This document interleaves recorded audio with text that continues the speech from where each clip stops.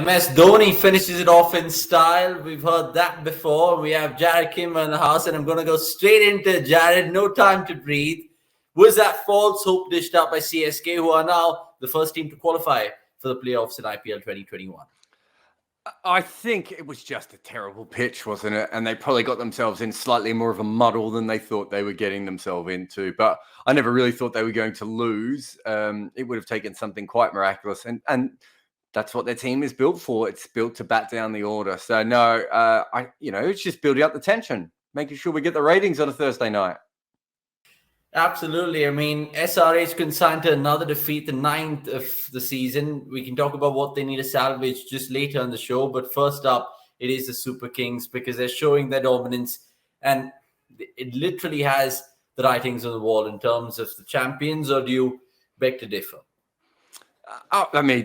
Them and Delhi obviously should be in the final together unless something goes horribly wrong. Kolkata is making a good pitch for it recently, and RCB is hanging on. But realistically, the top two teams look much better than everyone else. And Delhi, especially with Stoinis' hamstring, is not as perfectly put together as Chennai looks at the moment. And if you're a betting man, which neither of us are, but if we were, Chennai would be the safest money for us to put down.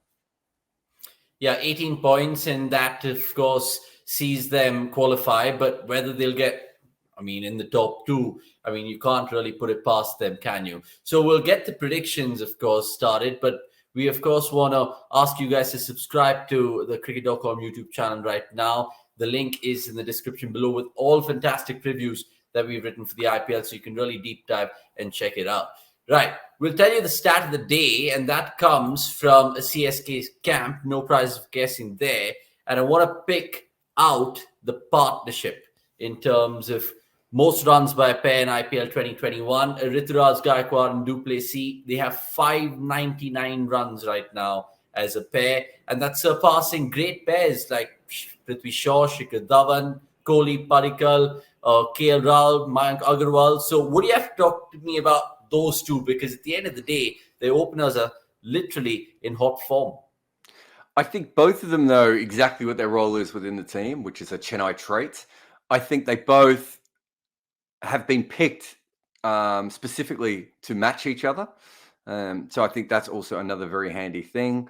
They bat together in that they realize what the other player is good at and what the other player is bad at. So I think there's a lot of different things there. But also, let's not, when it comes down to it, a lot of it is just dumb luck at a certain point. You've got both of them in form at the same time, which is a great thing for Chennai, and which means they get them off to great starts. Of all the teams in the league, you don't really need a strong opening partnership. It's probably Chennai, and look at them.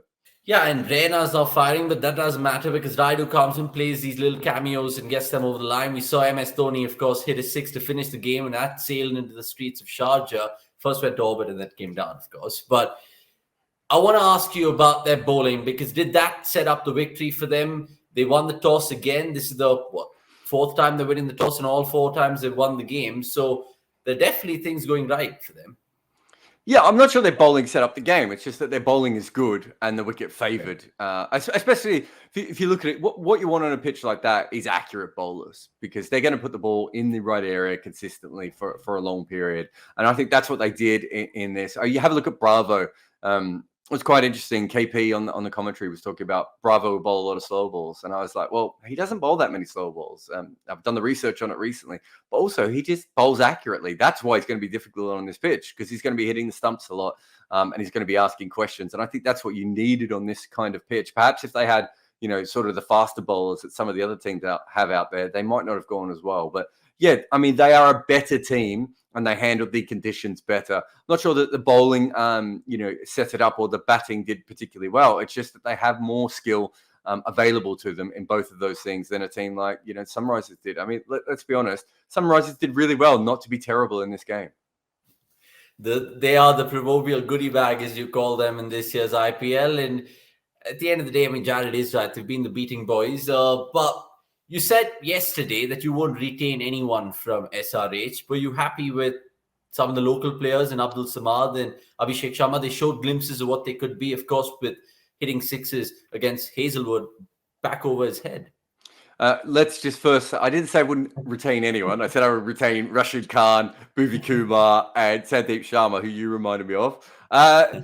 Look, there were signs in that. I don't know if like what I saw today makes me think that you would want to retain them, but it might mean that you use your right to match cards with them. I think those two particular players I'm interested in, but if someone else wanted to offer an absolute fortune for them, I might still move off them. But yeah, I mean, they're going to know more about these guys than we do. And I think I wrote a piece on my blog the other day about the fact that when you lose early, like SRH have, that it's actually a huge advantage, because what it does is it gives you the ability to go, okay, who's good, who's not good, who can we give a go to? There's no point in playing David Warner anymore, right? I don't, there's a few players that just doesn't matter if they play them or not.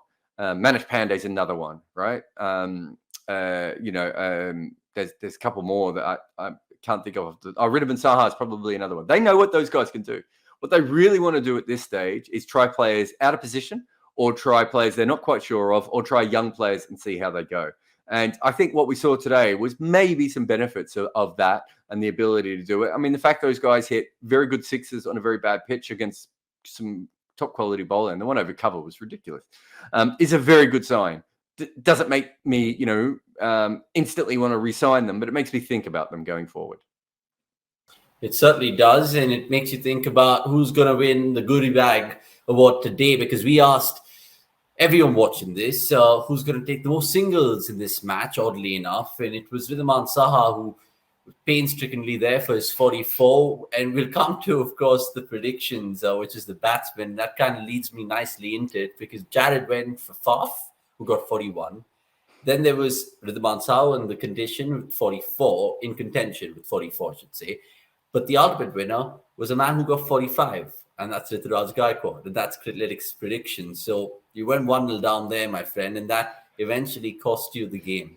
Yeah, I mean, to be fair, I think we were both pretty spot on with our predictions. So, I mean, I'm not worried about being within 4 runs of the top scorer. I think that they were the two obvious ones. They're the two openers from the favoured team, and in this case, I think I said at the time, I thought that Faf would be about 30 by the time he faced Rashid Khan. Well, he was about 12 because he basically didn't face a ball to begin with.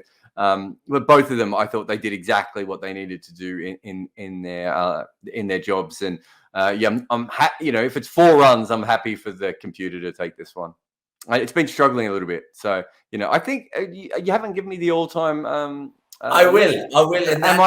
Am I not in front? I must be close. So, I mean, at the end of the day, I will tell you the numbers right now. So the times you've gone up against the robot, we have it here, is 17 times, right? 17 times you've gone up against the robot.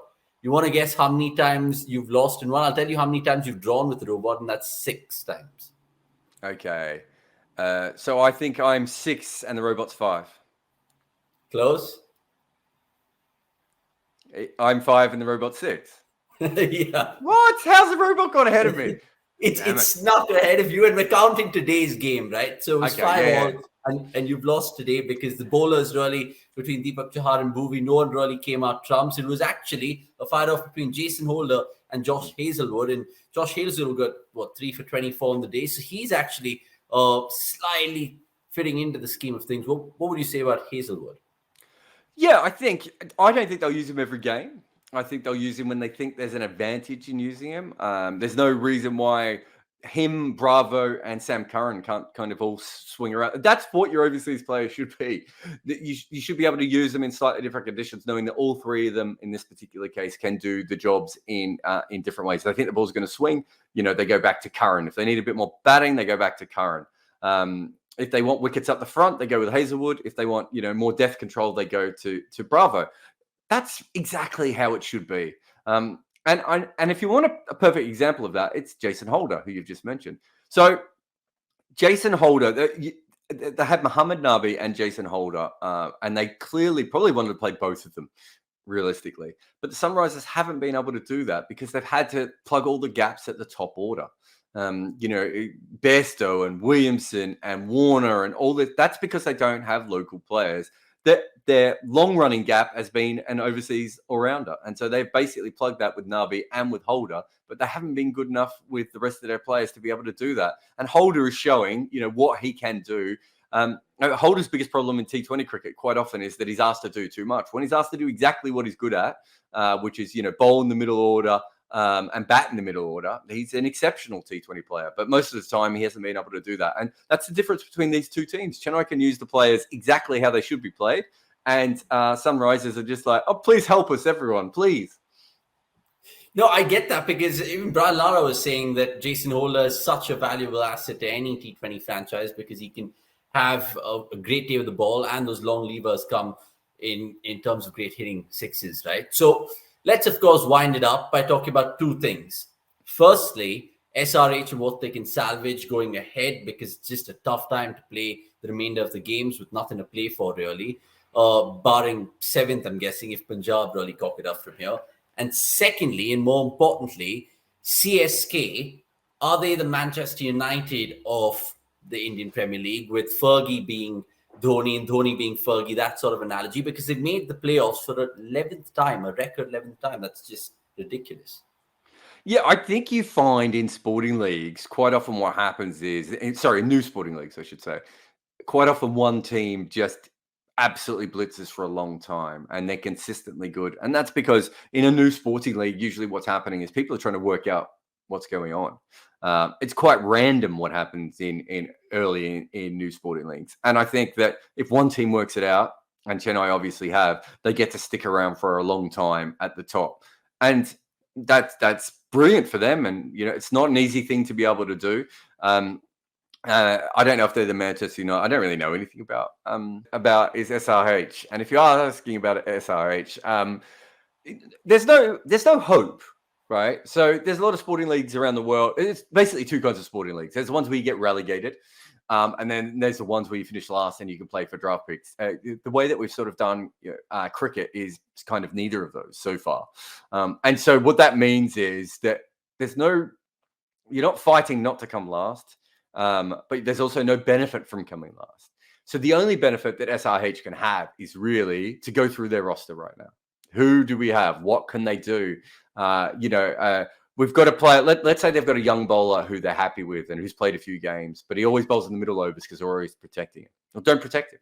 Bowl him at the top, bowl him at the bottom. Let's see how that works. Let's see if he has the plan. Let's see if there's something that you need to work on. Same with the skills of all the different players. I think that is, if I was working with that franchise, and I've worked with franchises that are doing very poorly before, there's a certain point where you can't make the finals and you have the ability to actually work on the next season. And it's a bit weird with the mega option. It's not quite the same as normal, but they should be able to find out who they rate and who they don't rate. I don't think they have a very good squad, but there might be 2 or 3 players there that even they've overlooked a fair bit and who are actually completely ready to go as far as this is concerned.